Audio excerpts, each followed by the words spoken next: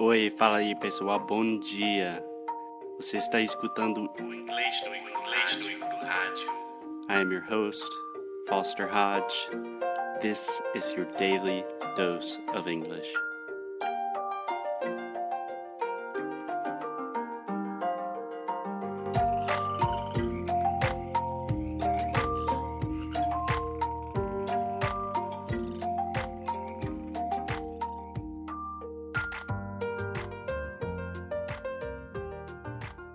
Hello. Hey guys, what's up? It's Foster from English no Ikuru.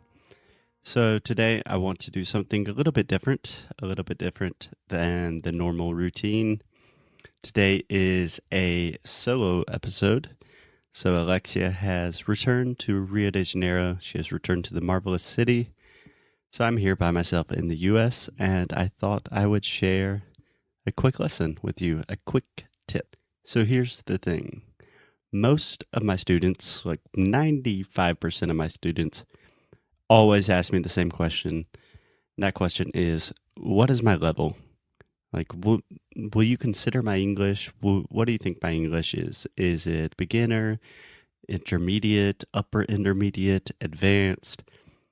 And the thing is, this question doesn't really make sense to me because you have so many different ways that you can measure your English, okay? So if you're thinking about reading, most of my Brazilian students are definitely in the intermediate level. Most of my students can read and write pretty well. But for me, the primary objective is always speaking and listening and connecting to native speakers. So instead of saying, is my English a B2 or is my English a higher intermediate or something like that, I like to think of someone's English in three simple categories. So these are my 3 steps of English conversation. Here we go. Step 1, simple conversation. So in this step, you are just having basic conversations, basic vocabulary with a decent pronunciation.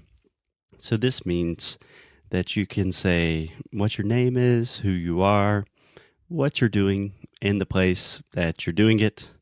For example, let's say you're traveling in New York. You can order in a restaurant and say, hey, I would like a cheeseburger. And the waiter says, okay, would you like French fries? And you can say yes. You know, the basic things. And in this stage, the most important thing is questions. You have to be good at asking questions because most of the time you're not going to understand what is happening, what is going on. So you're going to want to have a lot of questions like, hey, can you repeat that? Sorry, I don't understand you. I'm from Brazil. I don't know what you're talking about. Just simple things to kind of let people know what level you're at so they can adjust accordingly.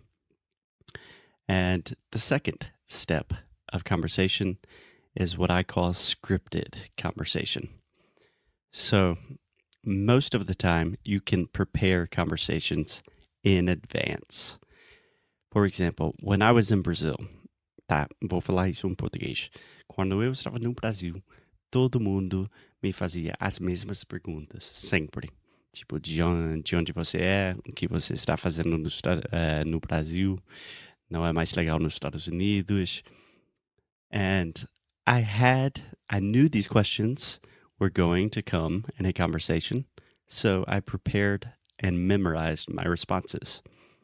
So you can do this in all types of situations. For example, if you need English for your job, for an interview, you can think about the potential questions that people are going to ask you, and you can prepare your answers, right? So I call this preparing your scripts, right? Roteiros. Você está decorando seu roteiro. E você pode fazer isso em várias situações. Isso ajuda muito, mas tem limite também. So, after you are speaking with your scripts, you are trying a lot of different topics and different situations and circumstances. it gets really boring because you're repeating yourself a lot and you're having better conversations. You can kind of get into deeper situations with native speakers, but you're still not quite really connecting with native speakers in a deep and profound way. So that is the last step of conversation, which I call spontaneous conversation. So in spontaneous conversation, I think most people would consider this fluency or being an advanced speaker. This means pretty much you can talk about almost everything. Obviously, not everything. I have a very liberal view of fluency.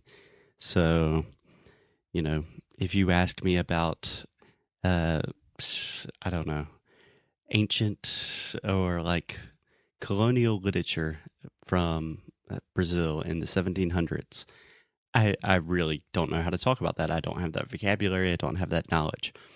But I can talk about most things in Portuguese, and I don't really have to follow my script. I can improvise. I can have different perspectives on things, and I can really express my opinion. So I don't want to get too complicated. I want it to be a short episode today, but I recommend that you start thinking about your English in a more simple way like this and really try to think about where you are, if you are still in the simple conversation stage, or if you're moving to the scripted conversation stage, sorry, or if you're really getting to the spontaneous and you're trying to improvise and become an advanced speaker, because this really determines the way you should study, what you should be studying. Yeah, so I think it's more simple and I think it's more effective, and I hope that helps. And if you guys like these solo episodes, let me know because I can do more of them. And yeah, that's it. I will see you guys soon. Até já já.